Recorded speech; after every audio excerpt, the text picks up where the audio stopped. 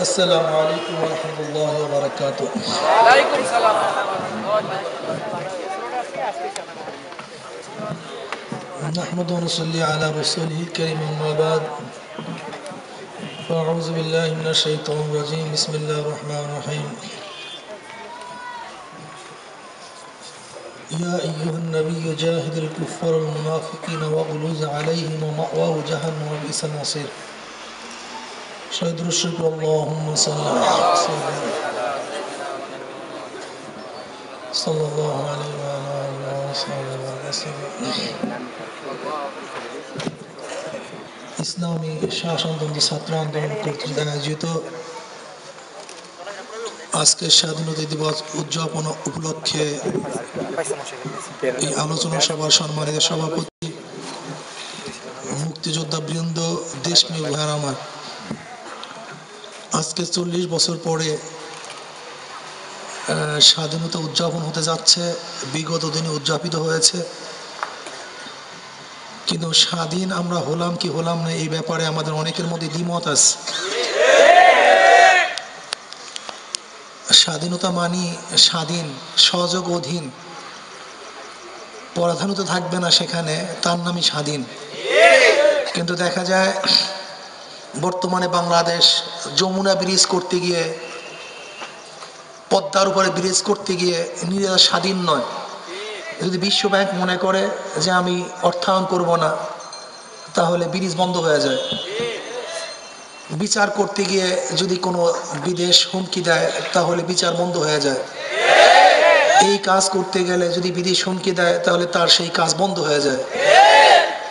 যদি ভারত বলে আমাকে করিডোর দিতে হবে, আমাকে এই জমি ছেড়ে দিতে হবে, আমাকে চিটাংয়ের সেই জায়গা পোর্ট ছেড়ে দিতে হবে, তাহলে আমাদেরকে দিতে বাধ্য হয়। এগুলি কেমন স্বাধীনতা? যেখানে আমরা স্বাধীন থাকব, সর্বমত্ত আমাদের থাকবে, যেখানে কোনো কালো ও সবল আমাদের কাছে আসবে না, বিষাক্ত কোনো সবলে আমরা সবলিত হব না, এর নামই তো স্বাধীনতা। যাই হোক, স্বাধীনতা আন্দোলন সম্পর্কে আমরা অনেকেই জানি। আসলে এই একদিনেই কিন্তু স্বাধীন হয় নাই, এর সূচনা অনেক আগের থেকেই হয়েছিল। আমাদের অ্যাসোসিয়েট প্রফেসর সহকারী অধ্যাপক সাহেব বলেছিলেন, আসলে এদেশে অনেক জাতির আগমন ঘটছিল। 1498 ঈসাই সালে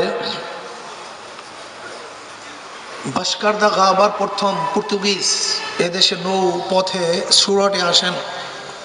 তার অনুকরণে মিস্টার হ্যাকিন্স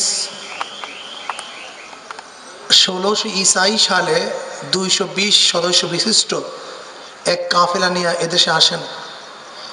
1608 ঈসাই সালে তৎকালীন জাহাঙ্গীরের থেকে ইস্ট ইন্ডিয়া কোম্পানির অনুমতি গ্রহণ করেন। সেখান থেকে শুরু করি ব্রিটিশ আস্তে আস্তে ব্যবসার নামে এদেশ দখল করার চক্রান্ত শুরু করে। আপনারা জানেন 1717 পাক ভারত উপমহাদেশের 4টি প্রদেশ ব্রিটিশরা দখল করে। এরপরে 1757 পলাশির যুদ্ধে সিরাজউদ্দৌলা আত্মসমর্পণ কেন করলেন, কেন পরাজিত হলেন? তিনি আত্মসমর্পণ করেন নাই, পরাজিত হলেন যুদ্ধের মাধ্যমে হন নাই, বরং মীর জাফর, ঘসিটি বেগম শুধু মুসলমানের মধ্যেই মুনাফেক হয় নাই, উর্মি চাঁদ, করম চাঁদ, রায়দুল্লাহ বাবু, শেঠ বাবু, এই শেঠ বাবু, রায়দুল্লাহ বাবু, এরাই ছিল তৎকালীন ব্রিটিশদেরকে আশ্রয় প্রশ্রয় দেওয়ার সবচেয়ে বড় মাধ্যম।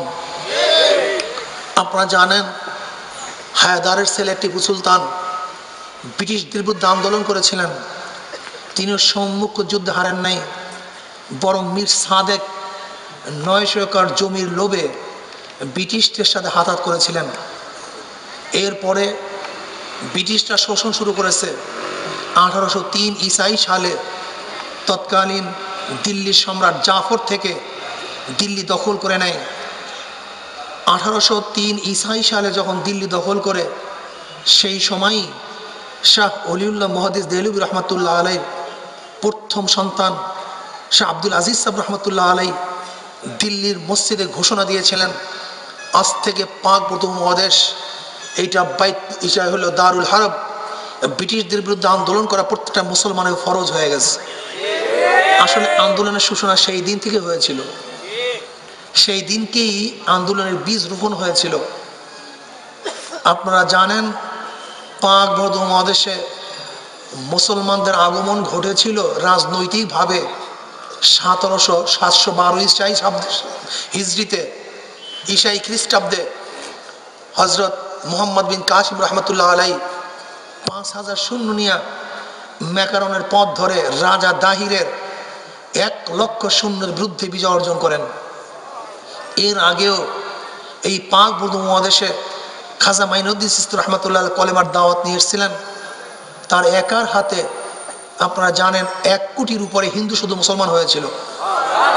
যাই হোক, মুসলমানদের শাসন কার্য পাক উপমহাদেশে প্রায় 750 বছর থেকে 800 বছর পর্যন্ত একাধারে চলতেছিল।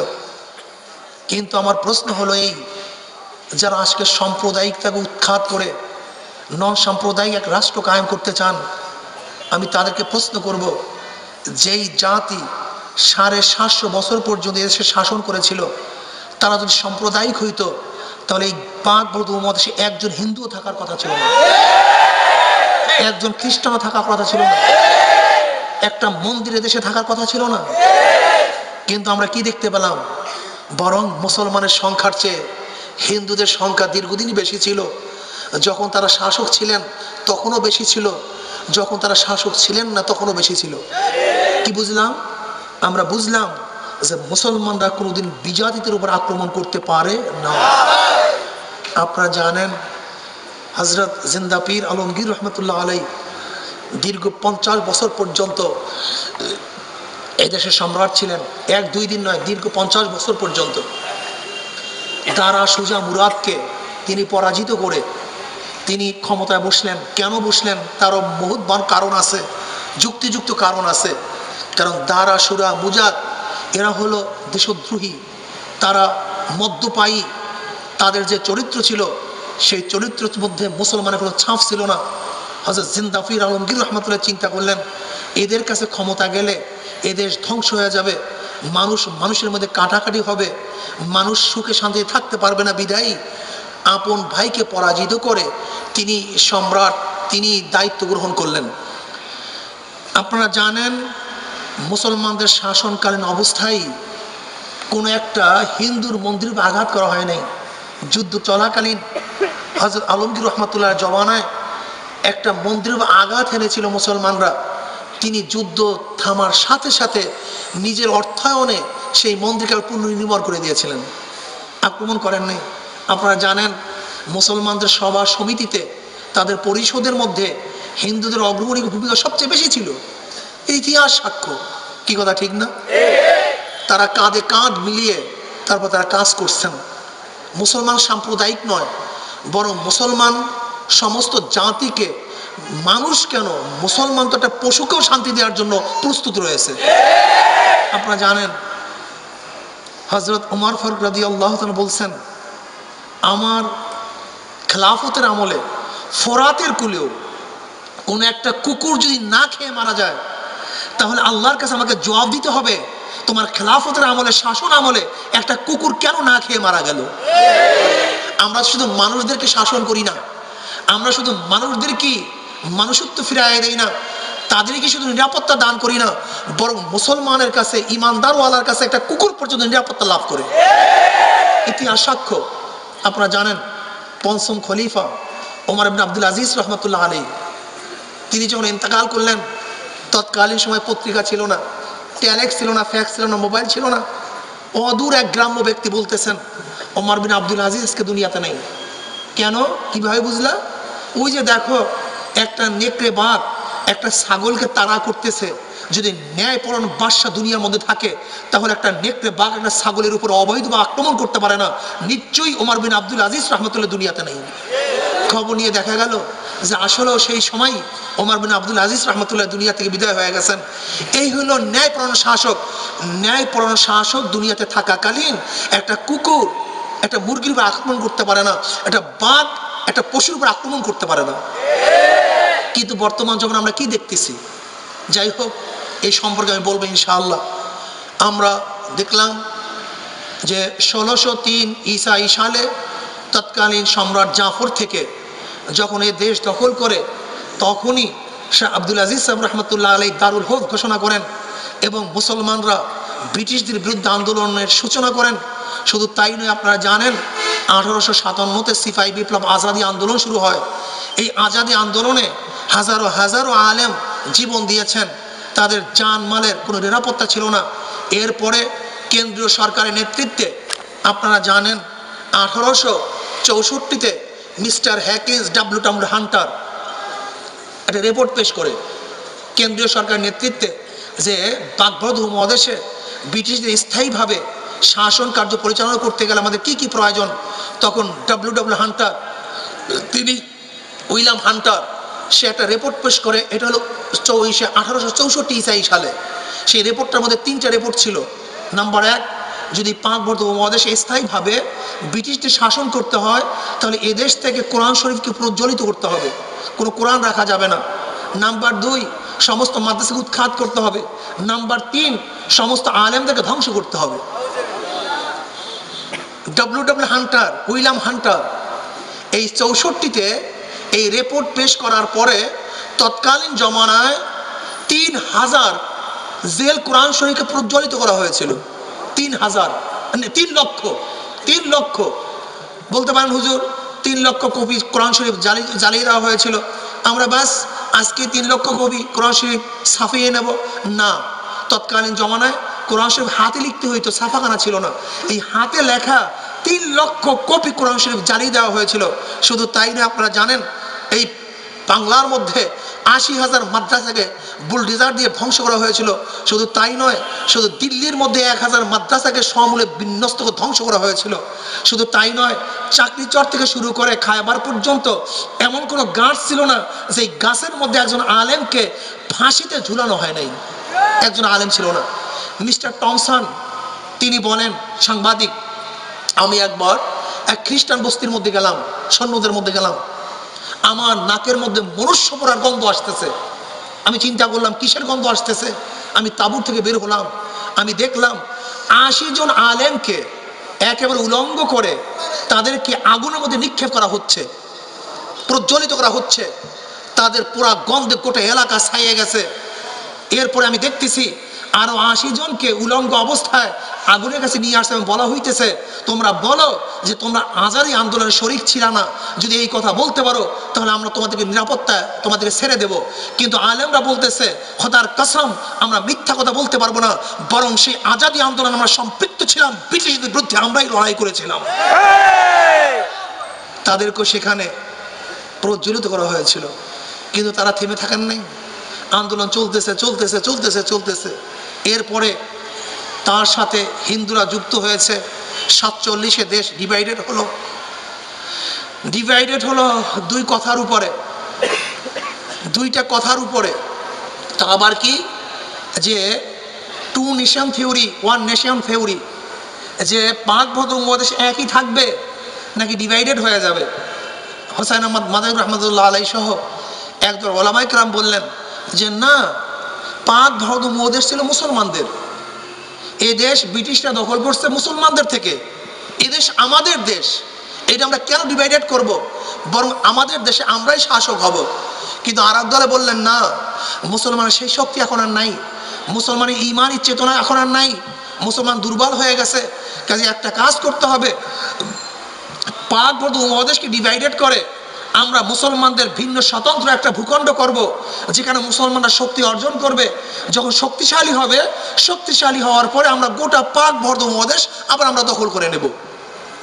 2 নেশন থিওরি, 1 নেশন থিওরি, এই থিওরির উপরে মুসলমানরা ডিভাইডেড হয়ে গেলেন।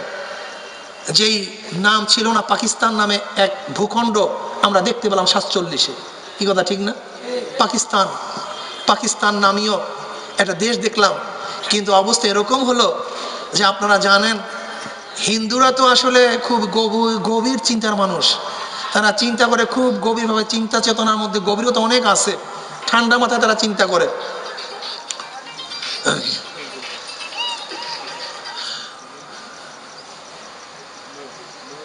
আপনার ব্রিটিশরা এদেশ ছেড়ে দিয়েছে, সবচেয়ে বেশি লাভবান হয়েছিল এই দেশ ব্রিটিশ দখল করার কারণে। সবচেয়ে বেশি লাভবান হয়েছিল হিন্দুরা। কারা? হিন্দুরা। কেন? শোনেন, এ দেশ দীর্ঘদিন পর্যন্ত শাসক ছিল মুসলমান, এরপরে আসছে ব্রিটিশ। তাহলে হিন্দুরা চিন্তা করতেছে এতদিন ছিলাম মুসলমানের শাসন অবস্থায় শাসিত, এখন তো আমাকে শাসন করে খ্রিস্টানরা, তাহলে আসলে ধর্মীয় দিক থেকে আমরাও যেরকম মোরশেক তারাও সেরকম মোরশেক, কমপক্ষে মুসলমানদের থেকে তাদের শাসন আমাদের কাছে অনেক গ্রহণযোগ্যতা হবে। এই কারণে হিন্দুরা সবচেয়ে বেশি ব্রিটিশদেরকে সহযোগিতা করলো, করার কারণে আবার ব্রিটিশরাও তাদেরকে অনেক বেশি বেশি দান করছে। কেমন? আপনারা জানেন এই দেশের জাগির প্রথা, এদেশের জমিদারি প্রথা, তালুকদারি প্রথা, চৌধুরী প্রথা, হাওলাদারি প্রথা এক সময় অধিকাংশ ছিল কাদের? মুসলমানদের। কাদের? মুসলমানদের। মুসলমানদের পরাজয় বরণ করার পরে সমস্ত জায়গির প্রথা, জমিদারি প্রথা, তালুকদারি প্রথা ছিনিয়ে নিয়ে ব্রিটিশ এককভাবে সব কিছু দান করলো হিন্দুদেরকে। হিন্দু বেচারারা কি করলেন? এই সুযোগ পেয়ে তারা যা না কিছু মুসলমানদের উপর আক্রমণ করা শুরু করলেন। এদেশের মুরব্বী যারা আছেন তারা জানেন আমাদের দেশের হিন্দু জমিদাররা একসময় এরকম অবস্থা করছিলেন যে হিন্দু জমিদারের বাড়ির সামনের থেকে কোনো মুসলমান জুতা পায়ে দিয়া যাবে, এইটা খুব লজ্জাস্কর ব্যাপার, এটা তারা সহ্য করতে পারতেন না। মুসলমানের বাড়ির সামনের থেকে কোনো মুসলমান ছাতি মাথায় দিয়ে হাঁটবে, এইটা তাদের জন্য খুবই লজ্জাস্কর ব্যাপার। এমনকি মুসলমানের কোনো সুন্দরী মেয়ে ঘরে থাকবে অথচ তাদের কাছে জমিদারের কাছে উপঢৌকন হিসেবে দেওয়া হবে না, এইটাও সহ্য করা যায় না। মুসলমানের বাড়িতে কোনো ভালো বড় মাছ হবে আর এটা জমিদারকে অর্পণ করা হবে না, এইটাও সহ্য করা যায় না। মুসলমানদেরকে যা নয় তারা নিপীড়ন করছে, অত্যাচার করছে। এমন অত্যাচার করেছে তার একটি ইতিহাস বললেই বুঝতে পারবেন। আপনারা জানেন হযরত বুরহানুদ্দিন রাহমাতুল্লাহ আলাইহি তার ছেলের আকিকার সময় গরু জবাই করার অপরাধে রাজা গৌর গোবিন্দ তার হাত কেটে দিয়েছিলেন, তার বাচ্চাকে তার সামনে হত্যা করেছিল। যেই হত্যার পরিপ্রেক্ষিতে হযরত শাহজালাল ইয়ামানী রাহমাতুল্লাহ আলাইহি তার বিরুদ্ধে আন্দোলন করতে বাধ্য হয়েছিলেন। কথা সত্য না মিথ্যা? আপনারা জানেন হিন্দু জমিদার বাবুরা এমন কিছু করলেন যা ইতিহাসের পাতায় এখনো স্বর্ণ অক্ষরে লেখা আছে। তিনি আমাদেরকে অত্যাচার, নিপীড়ন, অত্যাচার করলেন। যাই হোক, মুসলমান দুর্বল হয়ে গেল। আর ব্রিটিশরা এদেশে স্থায়ীভাবে শাসন করার জন্য মুসলমানদের মধ্যে আমি আগেই বলেছিলাম কিছু মুনাফিক সৃষ্টি করতে পেরেছিলেন। সেই মুনাফিকদের মধ্যে একজন ছিল স্যার সৈয়দ আহমদ, স্যার সৈয়দ গোলাম আহমদ কাদিয়ানি, আহমদ রেজা খান, গোলাম আহমদ পারভেজ। এই চার আহমদের মাধ্যমে একজনের বিরুদ্ধে আর একজনের বিরুদ্ধে ফতুয়া অমুক তমুক করে গোটা মুসলমানদের ডিভাইডেড ঘটাইয়া দিয়েছিল। এরপরে আসেন মুসলমানদের মধ্যে মুনাফিক সৃষ্টি হয়েছিল, নামে মুসলমান কিন্তু কাজে সম্পূর্ণ খ্রিস্টান। নামে মুসলমান, কাজে সম্পূর্ণ কি খ্রিস্টান। যাই হোক, এরপরে থেকে আস্তে আস্তে মুসলমানের শক্তি দুর্বল হয়ে গেছিল। নাম মুসলমান কিন্তু তাদের চিন্তা চেতনায় ইসলামের কোনো ছাপ নাই, মুসলমানের কোনো ছাপ নাই, ইসলামের কোনো শিক্ষা নাই। আজকেও হাজারো পণ্ডিত আছে, হাজারো জ্ঞানী আছে, ডক্টর আছে যারা অনেক শিক্ষায় শিক্ষিত, কিন্তু সূরা ফাতিহা শুদ্ধভাবে পড়ার মতো তাদের কোনো যোগ্যতা নেই, অথচ নাম মুসলমান। কত দুর্বল কথা, কত মারাত্মক কথা। একজন ডক্টরেট অর্জন করবে অথচ সূরা ফাতিহা জানবে না, হুজুর মাসালা জানবে না, নামাজের মাসালা জানবে না। এটা হতেই পারে না, এটা হতেই সম্পূর্ণ ব্রিটিশ এবং খ্রিস্টানদের নীল নকশা। জন্ম হবে মুসলমানের ঘরে, ওরা মুসলমানদের বিরুদ্ধে ফতোয়া দিবে, মুসলমান মুসলমানদের বিরুদ্ধে লড়াই করবে, মুসলমান মুসলমানদের বিরুদ্ধে হত্যা করবে। কত সত্য না মিথ্যা?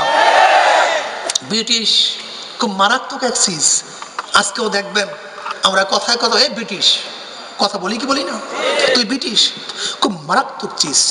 তো মুসলমানদের এই দেশে ব্রিটিশ আগমনের কারণে সবচেয়ে মুসলমানের যেই জিনিসটা বেশি ক্ষতি হয়েছিল, মুসলমানদের কৃষ্টি কালচার সংস্কৃতির মধ্যে সবচেয়ে বেশি আঘাত এনেছিল। কি কথা ঠিক না?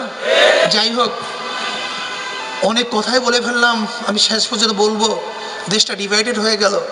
হিন্দুরা চিন্তা করলো যে এই দেশ ডিভাইডেড এমনভাবে করা হবে, যদি আপনারা কেউ যান আমাদের এই সে সিলেট, তারপরেও আপনারা যদি যান রংপুরে, আপনারা যদি যান লালমনিরহাটে, আপনি চিন্তাই করতে পারবেন না এইটা কিভাবে, এই দেশটা এইভাবে কিভাবে ডিভাইডেড হয়। যতগুলি পাহাড়, সমস্ত পাহাড়গুলি ভারতের মধ্যে, যেখানে সমস্ত সম্পদ আল্লাহ পাক জমা করছেন সব ভারতের মধ্যে, আর যেখানে কোনো সম্পত্তি নেই সেটা বাংলাদেশের মধ্যে। এটা কোনোদিন সম্ভব? অথচ 1 ইঞ্চি যদি ম্যাপের মধ্যে, 1 সুত যদি ম্যাপের মধ্যে আটটা দেওয়া হয়, তাহলে গোটা পাহাড়গুলি আমাদের মধ্যে পড়ে। কিন্তু ব্রিটিশ এই দেশকে এমনভাবে শোষণ করছে, আমাদেরকে এমনভাবে হত্যা করছে, শুধু হত্যাই করে নাই, আমাদের কিয়ামত পর্যন্ত আগত সমস্ত মানুষদেরকে এমনভাবে জবাই করে ফেলছে, আজ পর্যন্ত কিয়ামত পর্যন্ত সেই থেকে উত্তরণ করা আর মুসলমানদের জন্য সম্ভব নয়। আপনারা দেখছেন, সেখানে যাবেন, গিয়া দেখবেন এখান থেকে এতটুকু ভারতের, এতটুকু বাংলাদেশে মেনেই নেওয়া যায় না এই ভাগ। কে ভাগ করলো? কে অধিকার দিল তাকে এই ভাগ করার? শোনেন, খুব মারাত্মক এক ইতিহাস। যাই হোক, এরপর থেকেই মানুষের মধ্যে আন্দোলনমুখী এক জজবা পয়দা হয়। 47-এর পরে 60 সাল, এরপরে ভাষা আন্দোলন। এই ভাষা আন্দোলনই ছিল আসলে বাংলাদেশ পাকিস্তান ডিভাইডেড হওয়ার মূল আন্দোলন। ওরা চিন্তা করলো ঘটনা কি, ভারত এত বড় দেশ, সেই ভারতটা কিভাবে ঐক্যতা এখন পর্যন্ত বজায় আছে। তারা চিন্তা করে দেখলো যে শুধু ভাষা ভিত্তিক, এদেশের জাতীয় ভাষা কি? হিন্দি। জাতীয় ভাষা কি? হিন্দি। এর থেকেই তৎকালীন পাকিস্তানের মনে করলো যদি আমরাও ভাষা ভিত্তিক উর্দুকে জাতীয় ভাষা করি, তাহলে মানুষ মনে করবে ও দেশ আর আমাদের দেশ এক। তখন এই দেশের মানুষ আন্দোলন শুরু করলো, না, আমরা উর্দু ভাষাকে বাংলা জাতীয় ভাষা হিসেবে মানি না, আমাদেরকে করতে হবে কি? বাংলা ভাষাকে জাতীয় ভাষা হিসেবে করতে হবে। 52-তে আমরা সাকসেস হলাম। এরপরে সেখান থেকে সূচনা হয় আন্দোলন। সে 47-এর ডিভাইডেড পরেই আন্দোলনমুখী 52-এর পরেই আমরা আন্দোলন শুরু করলাম। 69, 70, 71, 72 সালে যখন যুদ্ধ চলতেছিল, তখন আমাদের নেতাজি তিনি তখন ছিলেন পাকিস্তানে। 72 যখন সাকসেস হলাম আমরা, 72 যখন আমরা স্বাধীনতা অর্জন করলাম, এই দিনে তখন কিন্তু শেখ সাহেব ছিলেন কোথায়? পাকিস্তানের কারাগারে। তিনি কিন্তু স্বাধীনতা আন্দোলন সময় এখানে ছিলেন না, থাকতে পারেন নাই, তিনি তখন কারাবদ্ধ ছিলেন। তিনি এই যে 30 লক্ষ আপনারা শুনেন, এই 30 লক্ষ সংখ্যা কিন্তু আমাদের দেশের কোনো মানুষই এটা দেয় নাই, বরং তিনি কারাগার থেকে সরাসরি 9 জানুয়ারি তিনি পাকিস্তান ইংল্যান্ড চলে গেলেন। 9 জানুয়ারিতে ইংল্যান্ড চলে গেলেন। ইংল্যান্ড গিয়ে তিনি বলতেছেন 30 লক্ষ মানুষের জীবনের বিনিময় বাংলাদেশ আমরা স্বাধীন করেছি। তৎকালীন সময় থেকেই এই যে 30 লক্ষ এর সঠিক সংখ্যা কিন্তু আমরা কেউ কিন্তু জানি না। এইটা কিন্তু প্রথম তিনি কারাগার থেকে মুক্তি হয়ে সরাসরি চলে গেলেন ইংল্যান্ডে গিয়ে তিনি বললেন যে 30 লক্ষ শহীদের বিনিময়ে আমরা বাংলাদেশে অর্জন করেছি। যাই হোক, আমরা দ্বিমত পোষণ করি নাই, দ্বিমত পোষণও কেউ করে না, যেহেতু সঠিক সংখ্যা আমরা কেউ জানি না। আর তিনি নিশ্চয়ই কোনো চোখে দেখা ব্যতীত কোনো মানুষের কাছে না শোনা পর্যন্ত এটা বলতেও পারেন না। 30 লক্ষ আজকে শহীদের বিনিময় বাংলাদেশ আমরা দখল করছিলাম। সেখানে আপনার ভাই, আমার বাবা, আপনার বাবা সেখানে শাহাদত বরণ করে আজকে মাটির নিচে শুয়ে আছেন। কিন্তু আমি বলবো, আজকে শহীদদের রুহের মাগফিরাতের জন্য যেই প্ল্যান বা পদ্ধতি আমরা করতেছি, সেই পদ্ধতি কি ইসলামের পদ্ধতি, হিন্দুদের পদ্ধতি? এটা বুঝতে হবে।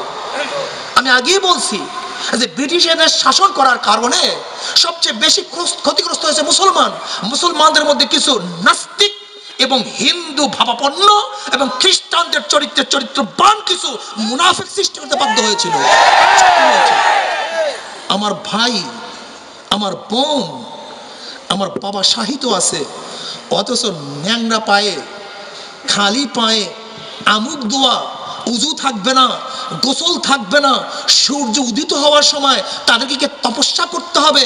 অথচ তাদের জন্য সূরা ফাতিহা খানি করা উচিত ছিল, সূরা ইখলাস পড়া উচিত ছিল, কোরআন খানি করা উচিত ছিল। তাদের আত্মার মাগফিরাত, রুহের শান্তি পাইতো। আমি প্রশ্ন করব, এটা কোথা থেকে পেলেন? আসুন, যদি আমার মুসলমান হিসেবে আমার ভাইদেরকে শহীদ আপনি মনে করেন, তাহলে তাদের রুহের মাগফিরাতের জন্য ইসলামী যে কায়দা আছে, সেই কায়দায় তাদের রুহের মাগফিরাত পেশ করার জন্য ব্যবস্থা করেন। এবং হিন্দুরা যারা মারা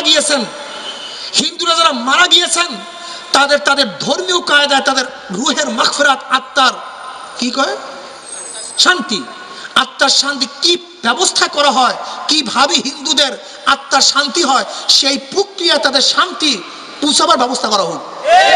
এইটা আজকে আমার স্বাধীনতা দিবস আমার প্রস্তাব থাকবে। আজকে সূরা ফাতিহা কুলখানি, আজকে আমার বাবা আপনার বাবা মারা গেলে কুলখানি করি, ফাতিহা কারি করি, কোরআন খানি করি, দোয়ার অনুষ্ঠান করি, তাহলে কি যারা শহীদ হয়ে গেছে, যারা মারা গেছে, তারা কি আমাদের শত্রু? তাদের ব্যাপারে সূরা ফাতিহা কারি কেন করা হবে না? রাষ্ট্রীয়ভাবে কুলখানি কেন করা হবে না? দোয়ার অনুষ্ঠান কেন করা হবে না? তাহলে তাদেরকে আপনার শত্রু মনে করতেছেন? নিশ্চয়ই শত্রু মনে করতেছেন। না হলে রুহের মাগফিরাতের জন্য আপনার বাবা মারা গেলে আপনি সেখানে খালি পায়ে, ন্যাংরা পায়ে, আপনি আমুক দোয়া বিনা উজুতে, বিনা গোসলে আপনি আপনার বাবার কবরের কাছে পর্যন্ত যান না, আপনার মায়ের কবরের কাছে পর্যন্ত যান না, আপনার ভাইয়ের কবরের কাছে যান না। অথচ যারা দেশকে স্বাধীন করার জন্য এত আত্মহত্যা দিল, যারা রক্ত ঝরালো, অথচ তাদের কবরের কাছে আপনি উলঙ্গ অবস্থায়, আপনি উলঙ্গ পায়ে, আপনি খালি মুখে, মুখ দিয়ে পচা গন্ধ আসে, আপনার উজু নাই, গোসল নাই, সেখানে কিভাবে আপনি গেলেন? কিভাবে গেলেন? নিশ্চয়ই তাদেরকে আপনি ভালোবাসেন না, আপনি ভালোবাসেন না। আজকে যাই হোক, অপসংস্কৃত দুনিয়াতে সব ভরে যাইতেছে। আজকে কি করতেছে দেখবেন, আমরা পহেলা বৈশাখ উদযাপন করি কি বইলা? বাঙালি সংস্কৃতির নামে। অথচ এই বাঙালি এই শতাব্দী শুরুই করছে বাদশাহ আকবর, তাও আরবি সনের সাথে সামঞ্জস্যতা করে, আরবি সনের সাথে সামঞ্জস্য, কর আদায় সুবিধার্থে। জানি না কবে থেকে বাংলা ভাষা শুরু হলো, এটা বাদশাহ আকবরের থেকে শুরু হলো। যাই হোক, আপনি পহেলা বৈশাখ উদযাপন করবেন। সেই পহেলা বৈশাখ উদযাপন কিভাবে করবেন? বট মূলে এসো পহেলা বৈশাখ দেখা হবে তোমার সাথে বট মূলে। গেঞ্জিতে লেখা দেখেন না, খুব কঠিন কথা। সবচেয়ে বড় কথা হলো মুসলমান আজকে ইসলামী সংস্কৃতি থেকে দূরে থাকার কারণে এদের মাথার মধ্যে ইসলাম শব্দ আসলেই মনে করে এই রাজাকার, এই আলবদর। এই ইসলাম শব্দটাকে মুসলমান এখন বুঝতেই চায় না। এটা সবচেয়ে বড় কঠিন কথা এবং কঠিন কথা। আপনি বললেন কি এসো হে পহেলা বৈশাখ দেখা হবে তোমার সাথে কোথায়? আচ্ছা, বটমূলে আমি জানি কাদের দেবতা, আমরা জানি বটমূল কাদের দেবতা। বটমূলের গোড়া কারা তপস্যা করে আমাদের জানা আসে না? হিন্দুরা। সেখানে তো আমাদের কোনো কাজ নেই। কি কথা ঠিক না? আবার দেখবেন এই গঞ্জির উপরে যে পহেলা বৈশাখের গেঞ্জিগুলি যে বানানো হয় তার উপরে কিছু ছবি দেখা যায়। সেই ছবিগুলি ঢোলের, একতারা, সারিন্দার। আচ্ছা বলেন তো, একতারা, ঢোল, সারিন্দা, তবলা এরকম কোন সংস্কৃতি মুসলমানদের আছে? কেউ দেখাতে পারবেন? কিন্তু ঢোল, তবলা, একতারার সংস্কৃতি হিন্দুদের। কি কথা ঠিক না? তুমি আজকের থেকে পহেলা বৈশাখ উদযাপন করতেছ মাত্র, আর 1000 বছর আগের থেকে হিন্দুরা এই পহেলা বৈশাখে পূজা আশ্রা করতেছে। তাহলে দেখা যায় যে তোমরা যে পহেলা বৈশাখ উদযাপন করছো বাঙালি সংস্কৃতির নামে, আর হিন্দুরা এই দিনে সংস্কৃতি পালন করতেছে তাদের পূজার নামে। কি কথা ঠিক না? লাল পাইরে শালু, উলুধ্বনি, রাখি বন্ধন, ইলিশ মাছ, পান্থা ভাত, এগুলি কোনো বাঙালি জাতির সংস্কৃতি নয়, বরং মনে করতে হবে হিন্দুদের থেকে ধার করা কিছু মুনাফেক মুসলমানদের উদ্ভট কিছু সংস্কৃতি। আসুন, মুসলমানের গোষ্ঠী সাম্প্রদায়িকতা দাঙ্গা। আপনি বলবেন সাম্প্রদায়িক দূর করতে চান? যদি সাম্প্রদায়িক দূর করতেই চান তাহলে আমাদের সহকারী প্রফেসর অ্যাসোসিয়েট প্রফেসর সাহেব বলছিলেন, খুবই ভালো লাগছে, আমরা সাম্প্রদায়িক দূর করে সবাই ঐক্যতা করবো। তো আমি যদি বলি তুই রাজাকার, তুই আলবদর, তুই আসাম, তাহলে এক হইলাম না ভিন্ন হলাম? ভিন্ন হলাম কেন? যদি এই কথা বলে তুই হিন্দু আমি মুসলমান তুই খ্রিস্টান, এতে যদি ঐক্যতা বিনষ্ট হয়, ঐক্যতা না থাকে, তাহলে আমিও যদি বলি তুই রাজাকার, তুই আলবদর, তুই আসাম, তাহলে ঐক্যতা বিনষ্ট হলো না ঐক্যতা রক্ষা হলো? বিনষ্ট হলো। তাহলে কি হলো? আমি ঐক্যটা বিনষ্ট করলাম, এক হইলাম কোথায়? এই চেয়ারের মধ্যে 5 জন আছি, 5 জন যখন একই কথা বলবো তখন সবাই ঐক্য। যখন আমি আমার মধ্যে ডিভাইডেড করে দেবো তখন ঐক্যতা রইল কোথায়? থাকবে কোথায়? আসলে সব হলো কি বলবো, সব হলো ধূম্রজাল। কালো এক থাবা আছে আমাদের পিছনে, আমাদের গ্রাস করতে চায়। কি কথা ঠিক না? এর জন্য মুসলমানদেরকে বুঝতে হবে, স্বাধীনতা সম্পর্কে আমাদের জানতে হবে, মনে করতে হবে শেষ লোকমাই পেট ভরে না, এর আগে অনেক লোকমা আমার পেটের মধ্যে গিয়েছিল। কি কথা ঠিক না? শুধু ৭২-এর এই ১৬ই ডিসেম্বরই স্বাধীনতা পাই নাই, এর আগে ওই ১৮০৩ থেকে যে আন্দোলন শুরু হয়েছিল, সেই আন্দোলনের শেষ হয়েছিল ১৯৭২ ১৬ই ডিসেম্বরে। কথা সত্য না মিথ্যা? আজকে ৭১-এ আজকে আপনারা জানেন আব্দুল হামিদ খান ভাসানী সাহেব, তিনিই তো এই সংগঠনের মূল ছিলেন, তিনি সবচেয়ে বড় আন্দোলনের লোক ছিলেন। তাজউদ্দিন সাহেব, যার সম্পর্কে বলা হয় সে না থাকলে এত স্বল্প সময় স্বাধীনতাই হইতো না, তাদের নাম আসে না, ভাসানী সাহেবের নাম আসে না। আমি মনে করি প্রফেসর সাহেবের সাথে আমি আলোচনা করছিলাম, এদেশের মুক্তিযোদ্ধা কারা? যারা ভোট দিয়েছিলেন তারাই মুক্তিযোদ্ধা। এই দেশের শেখ সাহেব কত পার্সেন্ট ভোট পেয়েছিলেন? ৯৮%। এই ৯৮% ভোট যারা দিয়েছিল সবাই মুক্তিযোদ্ধা। কথা সত্য না মিথ্যা? যারা আশ্রয় দিয়েছিল, প্রশ্রয় দিয়েছিল, খানা দিয়েছিল, যারা সাহায্য করেছিল, অর্থায়ন করেছিল, যারা নিরাপত্তা পালন করেছে, সবাই মুক্তিযোদ্ধা। যদি সবাই মুক্তিযোদ্ধা না হতেন, এই স্বল্প টাইমে এরকম দেশ বিভক্তি হওয়ার বা স্বাধীন হওয়ার কোনো প্রশ্নই আসে না। কি কথা ঠিক না? কাজে আমরা সবাই মুক্তিযোদ্ধা, কোনো এক ব্যক্তি মুক্তিযোদ্ধা নয়। হ্যাঁ, কেউ রণাঙ্গনে যুদ্ধ করছেন, কেউ অস্ত্র নিয়ে যুদ্ধ করছেন, কেউ মাথা দিয়ে যুদ্ধ করছেন, কেউ জবান দিয়ে যুদ্ধ করছেন, কেউ অর্থ দিয়ে যুদ্ধ করছেন, কেউ সহযোগিতা করিয়া যুদ্ধ করছেন। কি কথা ঠিক না?